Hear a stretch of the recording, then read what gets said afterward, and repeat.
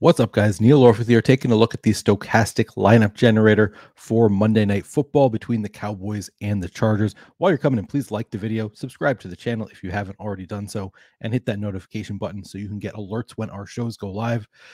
For this video, I'm just going to take a look at DraftKings lineups. I've decided this week I'm trying something new. I'm splitting up my DraftKings and FanDuel lineup review. So let me know in the comments if you like this new format, if you're only interested in one or the other, or if you prefer that I just do the videos together. Whatever you prefer, just let me know in the comments of the video, and I will take those into consideration.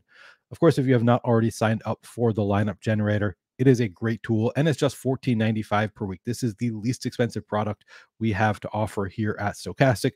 $14.95, you get the lineup generator for all of the primetime showdown slates and the main slate on both DraftKings and FanDuel, and you're only getting plus EV lineups. All of these lineups have been run through the Stokastic sims.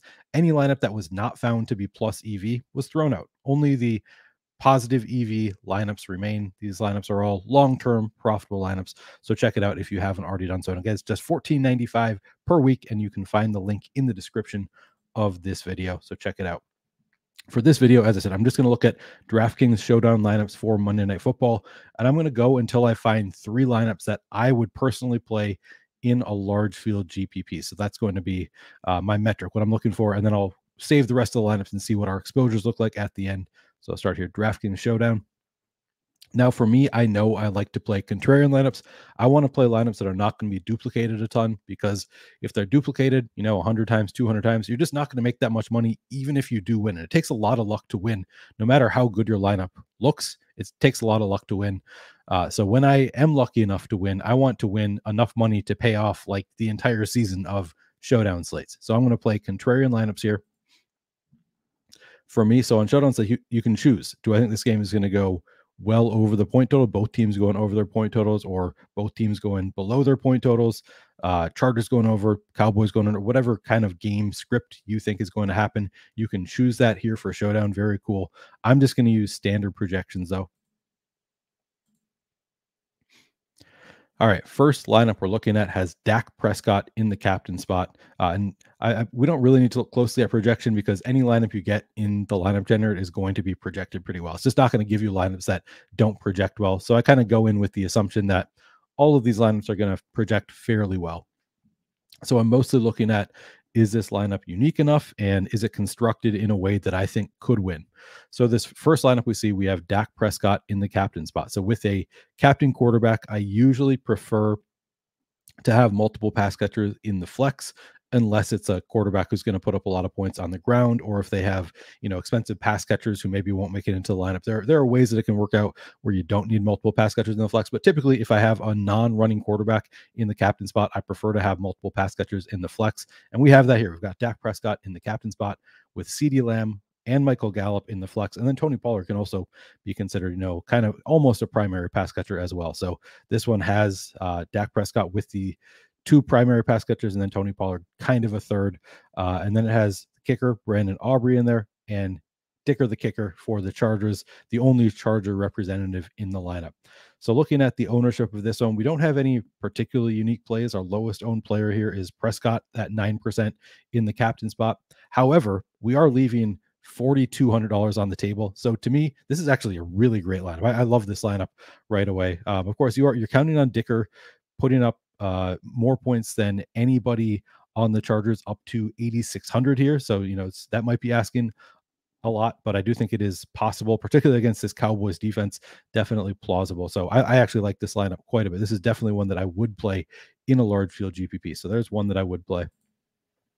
All right, second lineup, we have a 4-2 Chargers onslaught. We've got Tony Pollard in the captain spot, Brandon Aubrey the only other Cowboy here. So maybe it's Pollard putting up 3 touchdowns on the ground. The Cowboys don't put up many other points, and then the Chargers spread it out. So in this lineup, we've got Austin Eckler, Gerald Everett, Josh Palmer, and Quentin Johnston from the Chargers. So we have 3 pass catchers, not counting Eckler, from the Chargers without Justin Herbert. I think it's plausible. I think that this could win, again, because of the scoring dynamics on every passing play, the receiver is outscoring the quarterback. They're scoring more for each yard. They're scoring more for each touchdown. They're getting a point per reception. So I think it is plausible to have this many pass catchers without the quarterback. And what I love about this lineup is we are again leaving significant salary, 3,600 being left on the table here.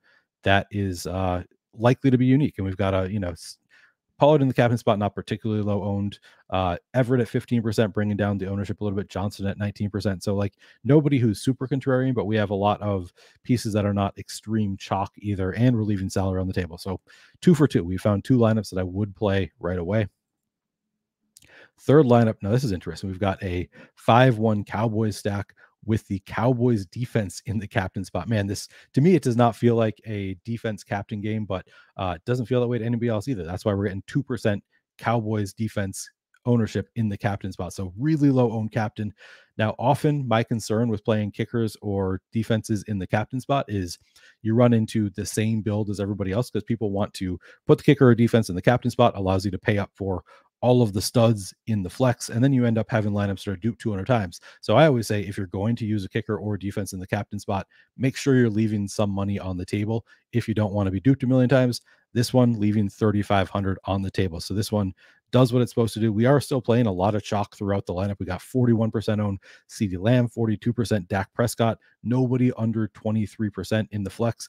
But because we have that low owned Cowboys defense in the captain, paired with the fact that we're leaving significant salary on the table. So those 2%, we're probably not going to be having the same lineup as many other people. I think that this one will go under owned. We've got the only quarterback to worry about, Dak Prescott, here is paired with CeeDee Lamb and Jake Ferguson and Pollard to an extent. So I think this one is a great lineup as well. We 3 for 3. I love the lineups being generated in the unique tab in the lineup generator today. So I would play all 3 of these. Now I'm going to go through and save as many lineups as it lets me to see what our exposures look like at the end. And for me, I am more concerned with the individual lineups than the exposures, but it kind of gives you an idea of who are the best plays on a given slate. All right, so Josh Palmer, we got to 50%, CeeDee Lamb, 47%, Tony Pollard, 40%, Keenan Allen, 40%, and then Justin Herbert, 35%. We drop down to a number of players in the 30% range here. No big shocks. I mean, Josh Palmer, that's kind of a lot of Josh Palmer. 50% is a little bit of a surprise, but in general, we're getting the best plays. These are all the players who I think that these are, with the exception of Quentin Johnston, I think we have 7 of our top plays are just the 7 top projected plays on the slate. That makes sense. You want lineups that are going to project well. That's what we're getting here. And then we have Quentin Johnston mixed in, but he's a great value play as well. So no big shocks among those our top exposed plays here. And by the way, if you haven't noticed, it says maximum of 20 lineups can be saved per session. We have been lately allowing up to 40. So we're just giving some bonus lineups recently. Not sure how long that's going to last, but certainly helps to be able to make 40 lineups in one go of it. So I really like the lineups being generated in the contrarian option. Let's see. Actually, sorry, we're going to do FanDuel in a different video. So I'm going to stop this video here.